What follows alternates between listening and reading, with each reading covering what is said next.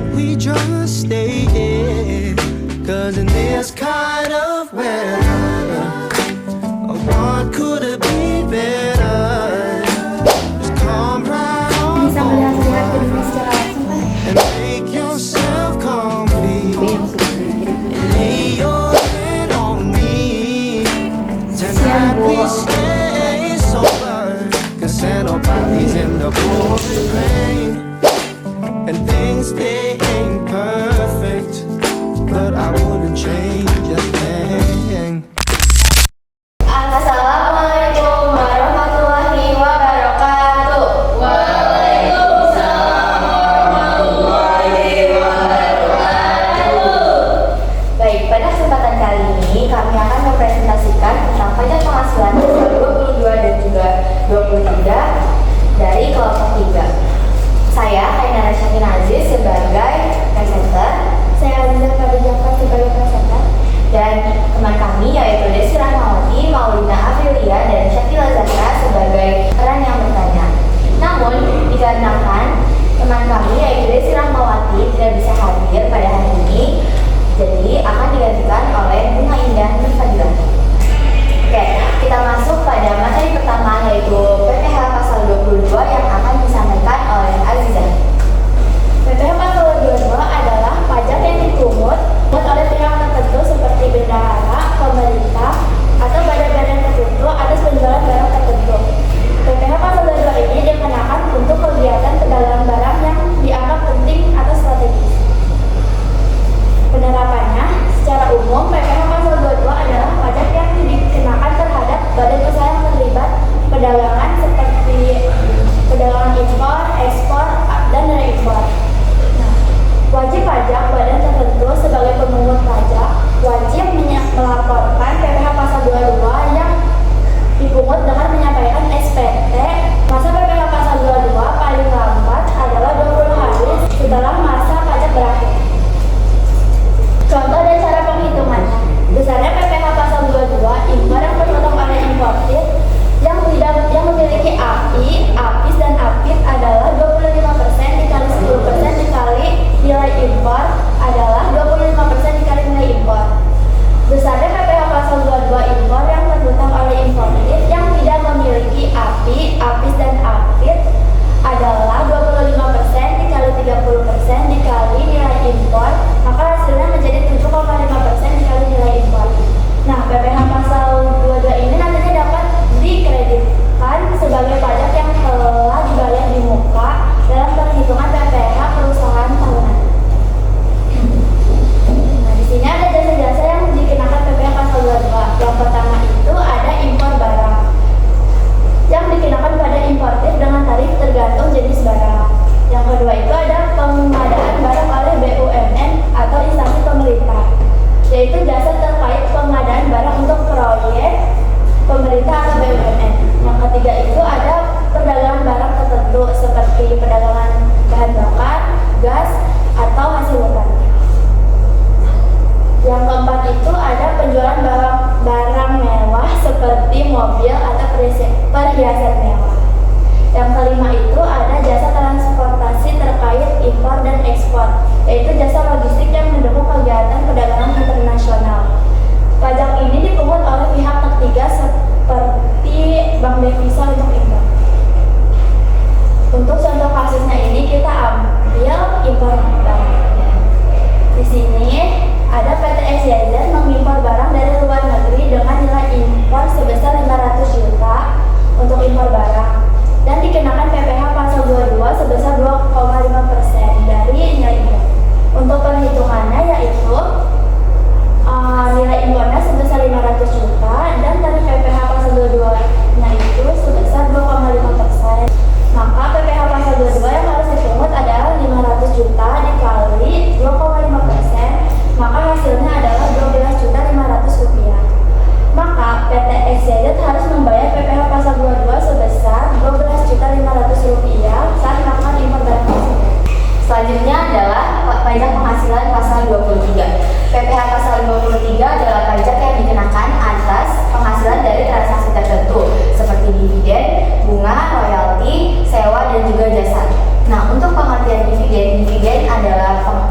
sebagian laba perusahaan atas pemegang saham.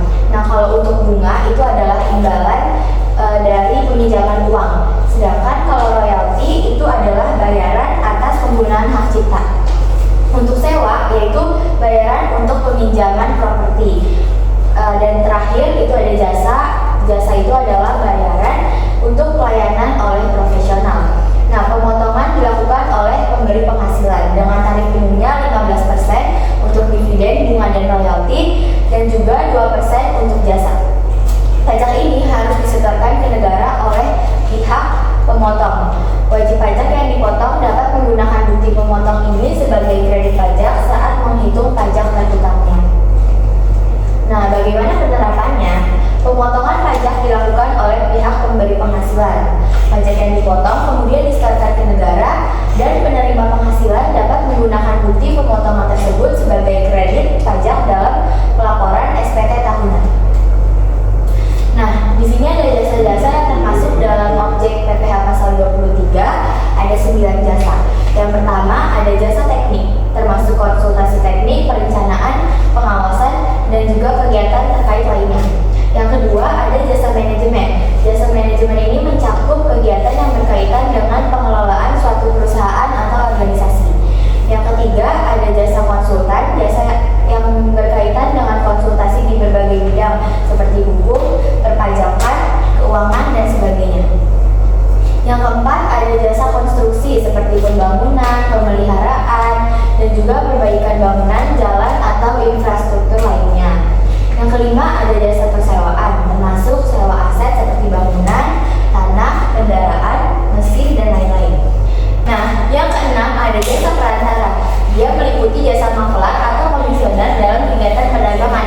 Apa sih bedanya maklar dan komisioner?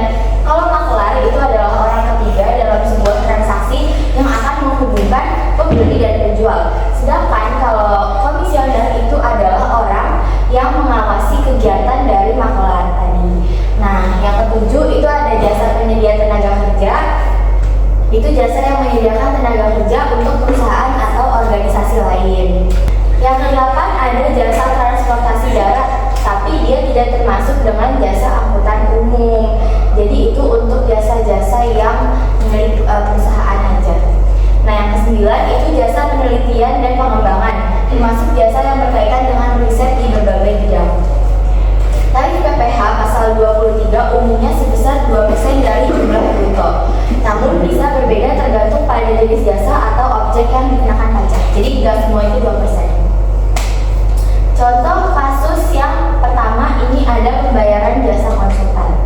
Contohnya, PT XYZ menggunakan jasa konsultan PT ABC untuk sebuah proyek dengan nilai pembayaran jasa sebesar 100 juta rupiah. Karena pembayaran ini termasuk dalam kategori jasa, maka PT XYZ wajib memotong PPh pasal 23 sebesar 2% dari nilai bruto. Nah, kita lanjut ke cara penghitungannya. Jadi kan nilai brutonya itu tadi ada 100 juta rupiah. Nah, tarif PPh-nya itu 2% kan. Maka tinggal kita kali aja nih, 100 juta dikali 2%, kita dapat nilai 2 juta rupiah. Jadi, kita akan potong 2 juta dari nilai bruto tadi.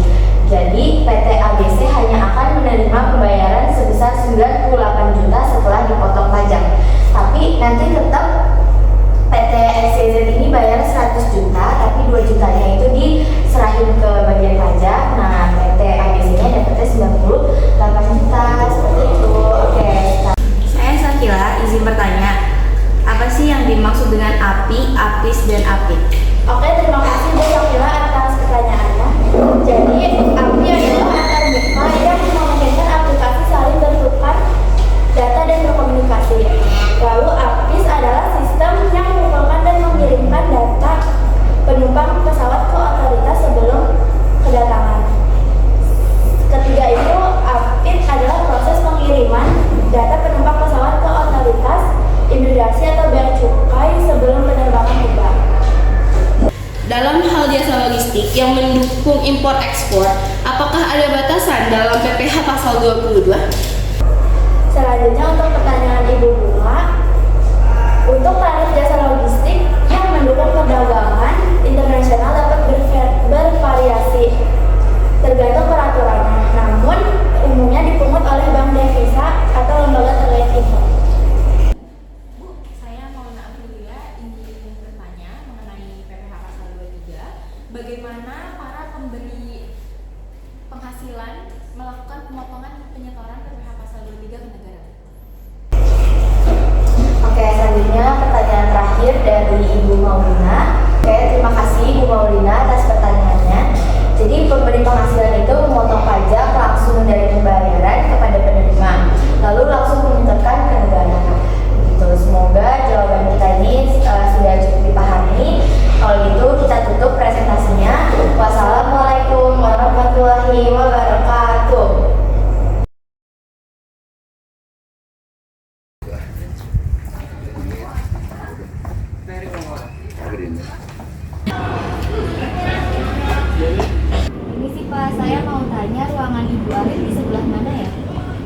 aja lurus, Ya.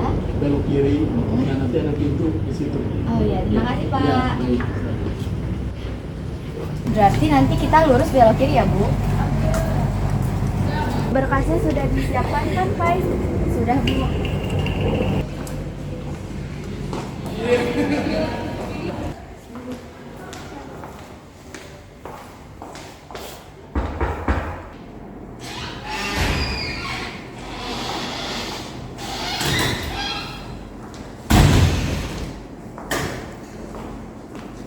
Ada yang bisa saya bantu, Bu? Saya ingin bertemu Ibu Maulina. Sebelumnya saya sudah buat janji. Dari PT apa? PT Pintar.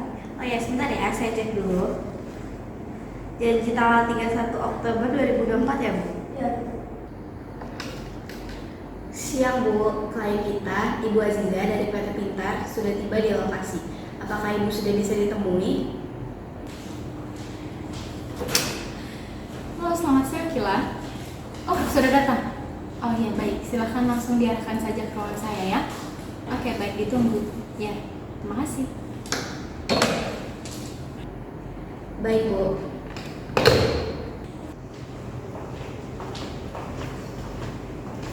Bu, ini ruangannya Ibu Alin. Selamat siang, Bu. Ini klien kita dari PT Pintar sudah datang. Silahkan duduk.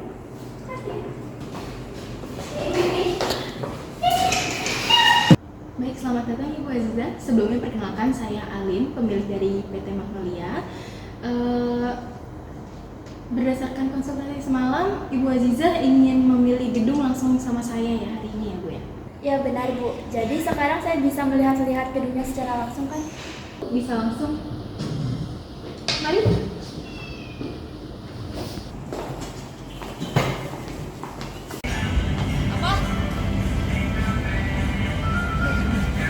Jadi kami ada 3 pilihan gedung Bu. Yang pertama ada gedung A, gedung B, dan gedung C. 3 gedung ini terpisah ya Bu. Kalau mau lihat-lihat, mari saya angkat. Baik Bu Aziza, izin saya jelaskan ulang ya. Di sini Bu Aziza menyewa gedung B dengan tarif 200 juta per tahun. Bu Aziza menyewa gedung B tersebut selama 2 tahun ya, berarti tarifnya menjadi 400 juta selama 2 tahun dan tarif tersebut belum termasuk pajak. Oke, baik, Bu. Jika nominal tersebut belum termasuk pajak, maka nominal setelah pajak itu berapa ya, Bu? Sewa gedung dikenakan dengan tarif 10% Bu dari harganya ya. Jadi 400 juta dikali 10% sama dengan 40 juta. Jadi setelah pajak harganya menjadi 440 juta. Oke, Bu. Sehubung saya menyewanya selama 2 tahun, apakah harganya bisa turun? Baik Ibu, untuk negosiasinya Ibu mau di angka berapa? Saya ingin sewa menjadi 150 juta per tahun, apakah bisa? Maaf Ibu, untuk di angka 150 juta per tahun kami menolak. Tetapi kami punya saran bagaimana jika di angka 400 juta tersebut sudah termasuk pajak. Oke, baik, Bu. Jika 400 juta itu harga selama 2 tahun sudah termasuk pajak, berarti sewanya itu per tahun menjadi 180 juta, apakah benar? Ya benar. Oke, baik. Baik Bu Aziza, di sini dealnya Bu Aziza menjadi menyewa gedung B selama 2 tahun dengan nominal per tahunnya 180 juta. Berarti kalau 2 tahun 360 juta dan pajaknya 40 juta ya Bu. Totalnya 400 juta dengan pajak. Baik, Bu, sepakat. Terima kasih Bu Aziza. Terima kasih Bu. Iya, terima kasih, Bu. Kalau gitu kami berdua pamit dulu ya. Selamat siang, ada yang bisa saya bantu? Siang, saya ingin membayar sewa bangunan dan juga membayar pajak. Ya silakan duduk. Oke, sewa bangunan dan pajak itu ya. Baik, ini formulirnya silakan diisi lembar 1 dan 3-nya. Diisi data-datanya ya, Bu. Oke, baik.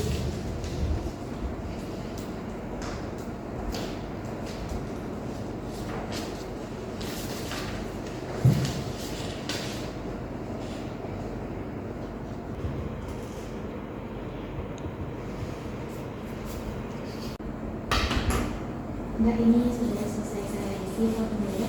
Baik, Bu. Saya input sebentar ya datanya.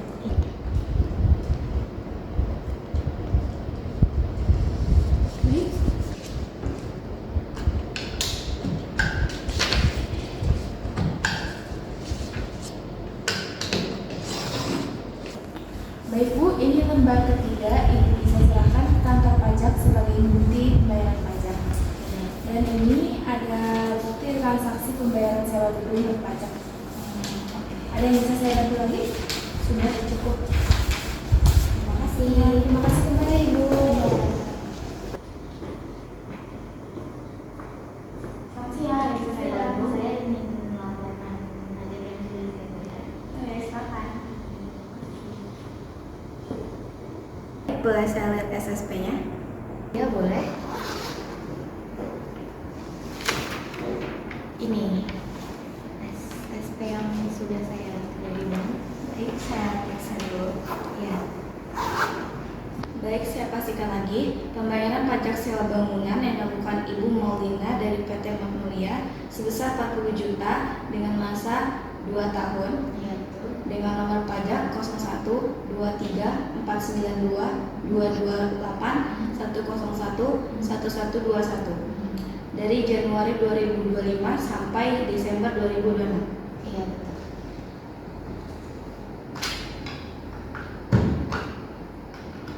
Baik, bukti transaksi sudah saya pegang. Baik, terima kasih.